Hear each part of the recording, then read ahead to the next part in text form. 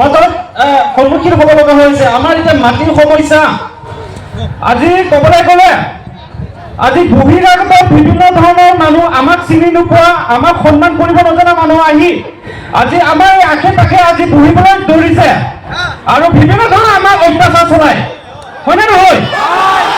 আমি এইটো মানি থাকিম নেকি? আমি সহ্য কৰিম নেকি? আমি কি কৰিব লাগিব? যুদ্ধ কৰিব লাগিব।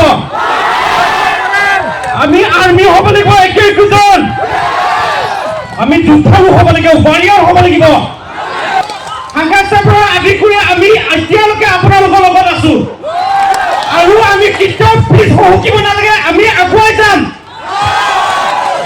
আৰু বিভিন্ন ধৰণৰ তেনেকুৱা আমাৰ সমস্যা যেনেকুৱা ধৰণৰ আছে, যেনেকুৱা আমাৰ ট্ৰাইবেল ছোৱালী বিয়া পাতি নন ট্ৰাইবেল যেনেকুৱা বহিৰাগতসকল আমাৰ ছোৱালী বিয়া পাতি তেওঁলোকৰ আমাৰ ছোৱালীৰ নামত কিছুমান মাটি পটা বনাই লৈছে।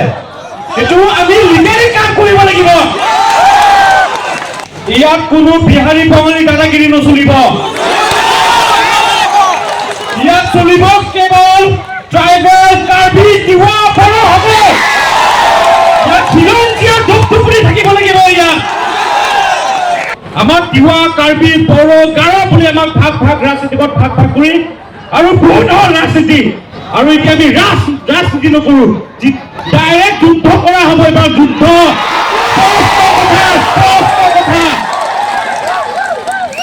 মোৰ ক'বলগীয়া খুব আছিল। বহুত দিনে আমাৰ ৰাজনীতিকৰ মেল পাতত খুৱাই তিৱাসকল বেলেগ, কাৰ্বিসকল বেলেগ, গাৰোসকল বেলেগ, বড়োসকল বেলেগ বিভিন্ন ধৰণৰ ৰাজনীতিকে আমাক ডিভাইড কৰি ৰাখিছিল। কিন্তু আমি এতিয়া ডিভাইড নহয়, আমি এক ইউনিটি। আমি এতিয়া ইউনিটি। আমি এতিয়া আমাক ভাবিব নালাগে। কোনোবা যদি ভাবিছে আমি বেলেগ, এইটো সম্পূৰ্ণ ভুল ধাৰণা হ'ব। আমি অসম চৰকাৰে লগতে কাৰ্বি আংলং কাউন্সিলে আমাক প্ৰতিশ্ৰুতি দিছিল ইয়াত এফেকশ্যন হ'ব বুলি, আৰু লগতে ইয়াৰ বিভিন্ন ট্ৰেনিং লাইচেন্সখিনি কেঞ্চেল কৰা হ'ব বুলি কৈছিল, কিন্তু এতিয়ালৈকে কৰা নাই।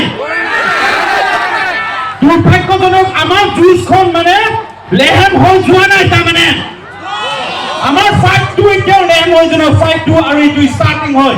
ফাইটটো এতিয়া চলিবহে। এতিয়া ফাইটটো এতিয়া চলিব। আৰু বৰ্তমান অসম চৰকাৰ আৰু কাৰ্বি আংলং কাউন্সিলক ক'ব বিচাৰিছো, আপোনালোকৰ কাৰ পক্ষত আছে? কাৰ্বি ৰাইজৰ পক্ষত আছে না বিহাৰী বঙালীৰ পক্ষত আছে? আপোনালোকে স্পষ্ট কৰক। অসম চৰকাৰ আৰু কাৰ্বি আংলং কাউন্সিলে স্পষ্ট কৰক, কাৰ্বি ৰাইজৰ লগত আছে নে বিহাৰী বঙালীৰ লগত আছে? আমি ট্ৰাইবেল তিৱা কাৰ্বি সকল কাৰো আমি মাৰপিটত যাব নালাগে। আমি একমাত্ৰ কাৰ্বি হয়, তিৱা হয়, বড়ো হয়, ডিমাচা হয়। আমি ফাইট কৰিব লাগিব। বহুত হ'ল এই অসম চৰকাৰ এই কাউন্সিলৰ এই তুলধনা মন্তব্য বহুত হ'ল। আমি কাৰো ভয় নাখাওঁ, লাগিলে জীৱন ত্যাগ কৰিম, মাটি এৰি নিদিওঁ। এই মাটি কাৰ হয়? আমাৰ অধিকাৰ কাৰ থাকিব লাগে? এই মাটিৰ মালিক আমি হয় নে নহয়? মাটিৰ মালিক আমি হয় নে নহয়?